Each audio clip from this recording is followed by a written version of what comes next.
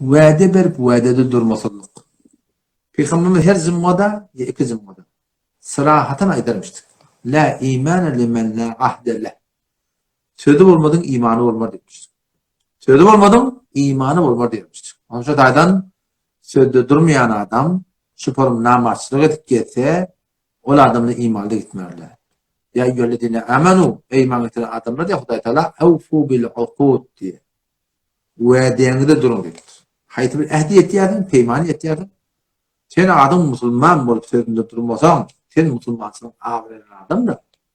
Sen adam söz verip sözünde durmayan Müslüman, baştaki adamları Müslümansızdan kaçırıyan adam sen. Baştaki adamlar dininden kaçırıyan adam. Hatta takkalla gayretan bollu adam. Takkalla millete ağlatan bollu adam. Ve la tettehidu eymanakum dekhalen beynekum diye Huday Teala. Antınıdı, vallahi billahi Huday falan. Bunu ara, yalanı anlamadığı için tamam diyor. وَلَا تَتَّخِذُوا اَيْمَانَكُمْ دَخَلًا بَيْنَكُمْ فَتَزِلَّ قَدَمْ بَمَقْلَبْ سُبُوتِ diye.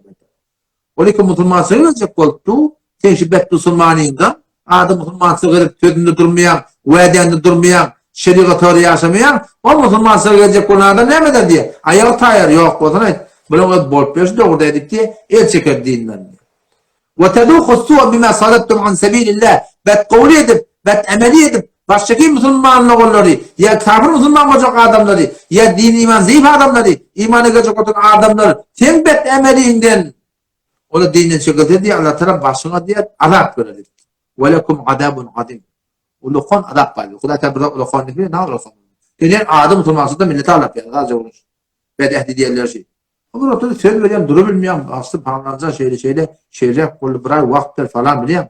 Söz verip sözünde durmadığı adam, o da adam Müslüman doğru, iman doğru. Bu yan kaydanım o da, bu beddiyari var. Bu yakda avudan olmaya, sözünde durulmayasın. Aytiyanın olmaya, etiyan mamlan olmaya. Onda sen vakt alarsın, daha edersin. Vakt alanda da, bergin olsa, şu kadar teberrüm bulunmasa, hetmin tarafı rahat etme olur. Yoksa, onu bir katına kasıp olur, Müslümansılığı ayak astına saldırmalı olur.